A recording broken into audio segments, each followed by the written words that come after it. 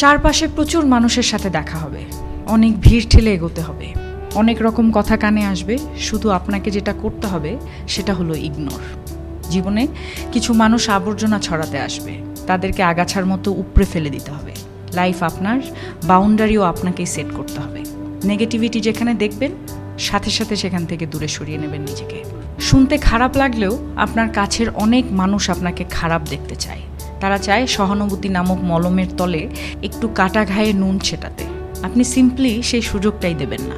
অযথা তর্কে যাবেন না, বোঝাতে যাবার কোনো প্রয়োজন নেই।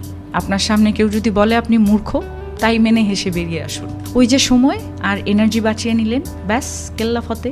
যে যা বলছে শুনে নিন, আর মুচকি হেসে শির দ্বারা সোজা করে নিজের সিদ্ধান্তটা নিজেই নিন। যারা নিজের সিদ্ধান্ত নিজে নিতে পারে তারা আসলে জীবন চেনে, বোঝে।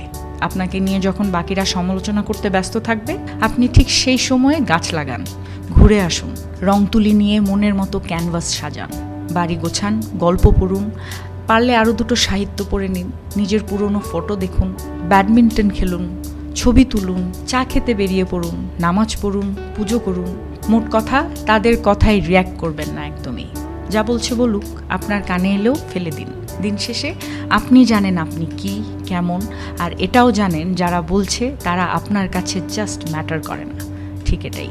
একটা বাউন্ডারি সেট করুন, একদম যাদের বা যার বুকে মিশে আপনি একদম শ্বাস নেবেন, যার সামনে আপনি আয়নার মতো দাঁড়াতে স্বাচ্ছন্দ্য বোধ করেন, শুধু তাদের কাছে এক্সপ্লেইন করুন, শুধু তাদের কাছেই ঝুঁকতে শিখুন। কারণ হয়তো তারা বা সে আপনাকে খারাপ দেখতে চাইবে না। বাদ বাকি দুনিয়াকে একদম ঝেড়ে ফেলে দিন। একটা কথা মাথায় রাখবেন, জীবন অনেক সুন্দর।